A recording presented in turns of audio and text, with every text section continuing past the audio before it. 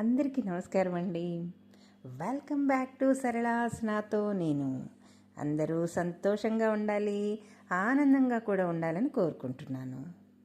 ఈరోజు మనం ఒక చిన్న విషయం గురించి చెప్పుకుందామండి. అదేనండి మౌనం.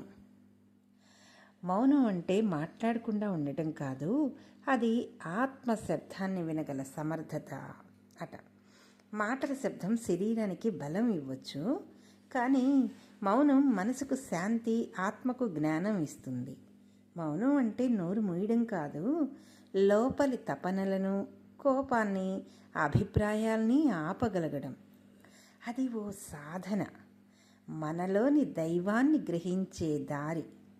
ధ్యానంలో వచ్చే మౌనం, జపంలో వెలిసే మౌనం, తపస్సులో తలపించే మౌనం, ఇవన్నీ మన ఆత్మశక్తికి దిక్సూచులు. నిశ్శబ్దంలోనే శక్తి ఉంటుంది. శబ్దం వినిపించని చోట దైవం మాట్లాడతాడు.